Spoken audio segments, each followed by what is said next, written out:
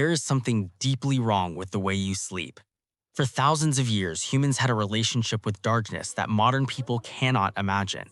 They went to bed when the sun set, they woke when it rose, and in between, something extraordinary happened, something we've completely lost. In 1324, in a village outside York, England, the average peasant slept in two distinct phases. They called it first sleep and second sleep. Around 9 or 10 p.m., they'd drift off for 4 hours.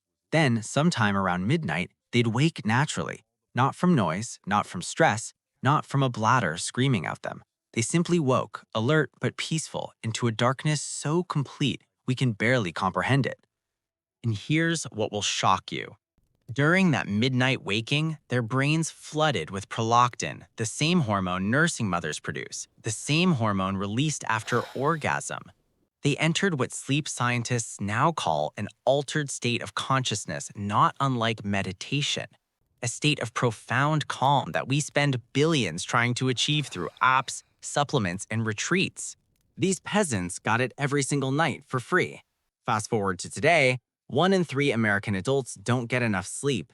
12% suffer from chronic insomnia. 50 to 70 million Americans have diagnosed sleep disorders. We spend over $400 billion annually on lost productivity from sleep deprivation. We pop 9 million prescriptions for Ambien alone. Your grandfather probably slept fine his whole life. So what the hell changed? The answer isn't that you're weak. It isn't that your brain is defective. The answer is that modern sleep isn't natural sleep. It's an industrial product, manufactured to fit factory schedules and maximize productivity.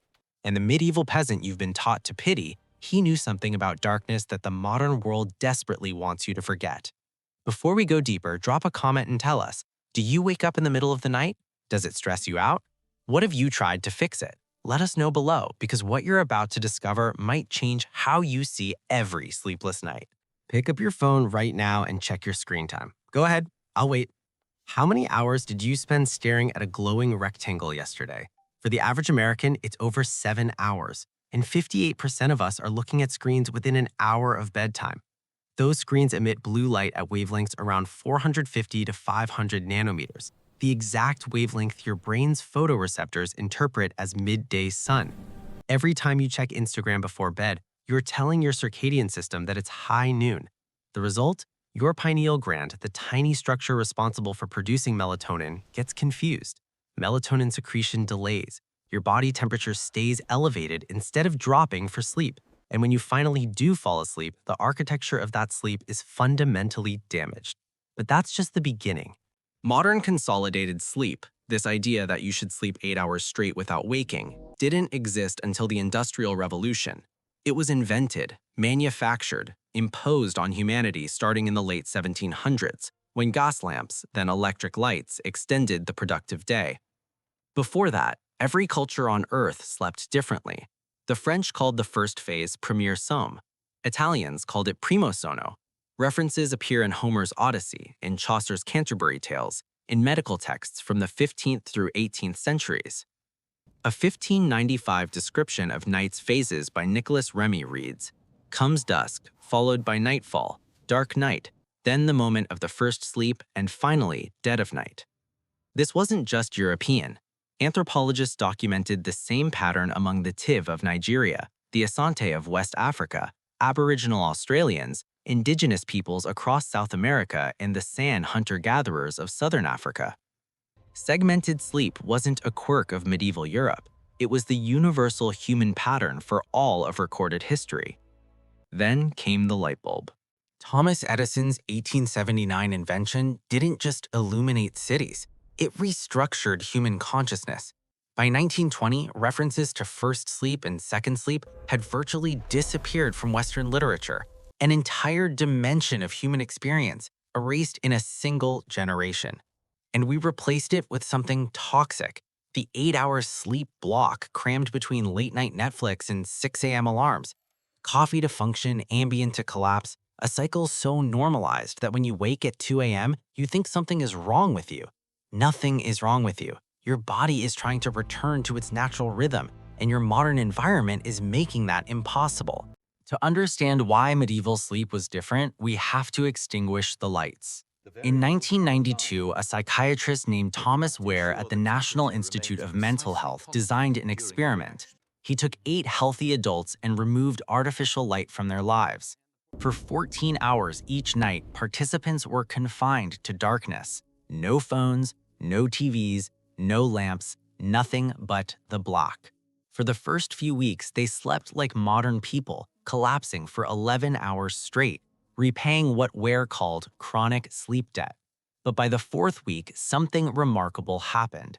Their sleep spontaneously divided into 2 phases. They slept for about 4 hours, woke naturally for 1 to 3 hours, then slept again for another 4 hours, exactly like medieval Europeans, exactly like pre-industrial societies worldwide. But here's what made the study revolutionary.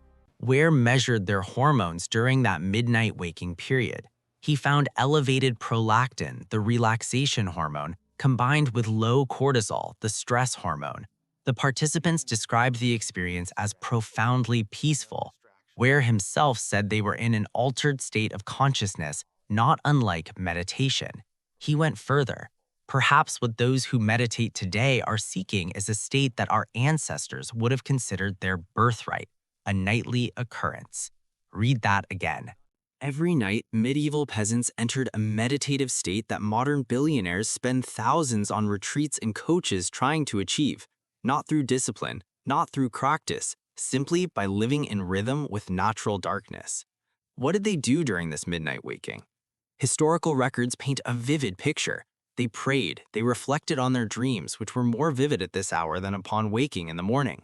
Scholars and poets used this time to write, uninterrupted by the demands of daylight.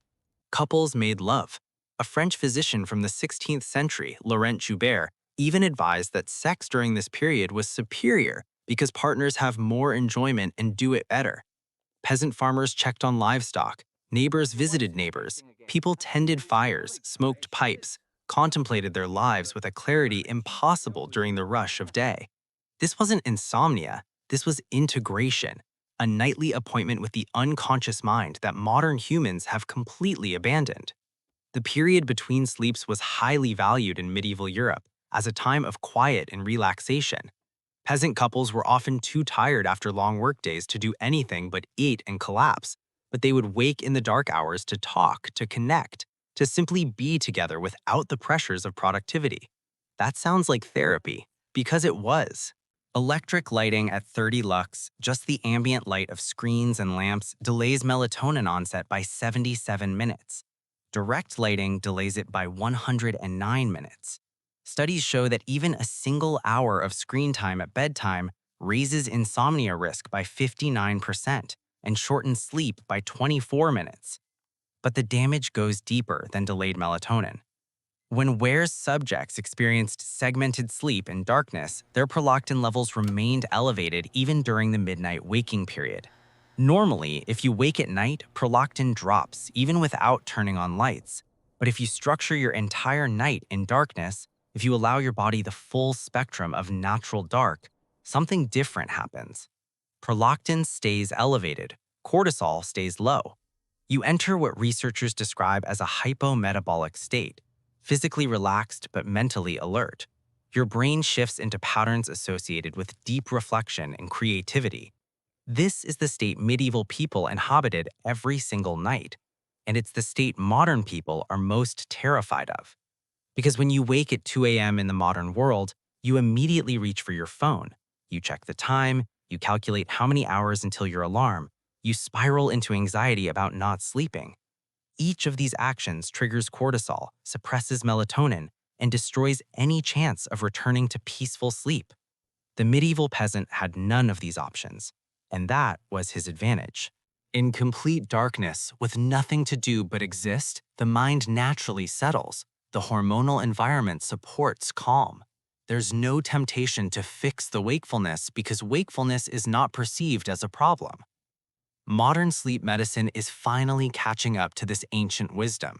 Dr. Thomas Wehr himself said, "Waking up after a couple of hours may not be insomnia, it may be normal sleep."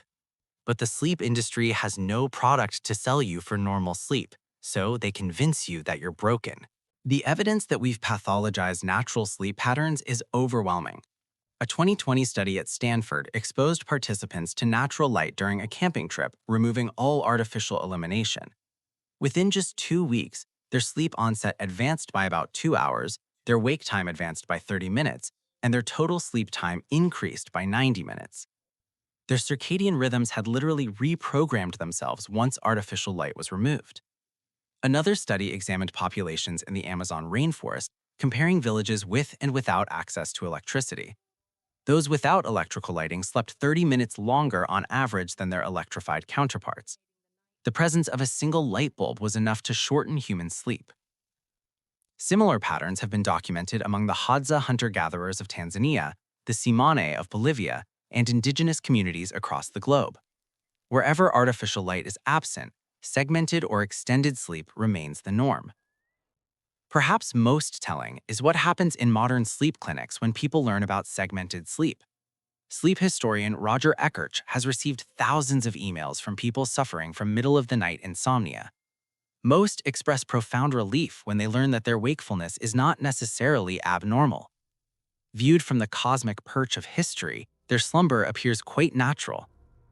A growing number of doctors who treat insomnia now believe that knowledge of segmented sleep can help patients fall back asleep simply by easing their anxiety. If you stop believing that waking at 2 a.m. is a crisis, the crisis disappears. Dr. David Neubauer, a sleep specialist at Johns Hopkins, has suggested that consolidated sleep as an artificial invention of modern life may be inherently unstable. It also stands to reason, he notes, that completing the transition from biphasic sleep, which was likely preeminent since time immemorial, would take longer than 1 or even 2 centuries. We haven't adapted to modern sleep. We've just learned to medicate our way through the damage. We've spent a century trying to chemically restore what darkness gave us for free, and still, 1 in 3 adults don't sleep enough. You have 3 options. First, and most radical, embrace segmented sleep. When you wake at 2 a.m., don't reach for your phone. Don't calculate hours until your alarm. Lie in darkness. Let your mind wander. Reflect on dreams. After an hour or so, sleep will return naturally. Wehr's research shows this is not insomnia. This is your biology asserting itself. The key is absolute darkness and 0 screen time. The moment you check your phone, you've triggered the cortisol cascade that makes sleep impossible. But in true darkness, the hormonal environment supports peaceful wakefulness, followed by easy return to sleep. Second, engineer your evening for darkness. Dim red spectrum lights after sunset. No screens 2 hours before bed. Blue light blocking glasses if you must use devices. And critically, bright natural light during the day, especially morning. The contrast between bright days and dark nights is what your circadian system evolved to track. Third, stop treating sleep as a problem to solve. The medieval peasant had no aura ring, no sleep score, no anxiety about whether he was getting enough REM. He simply rested when tired and rose when ready.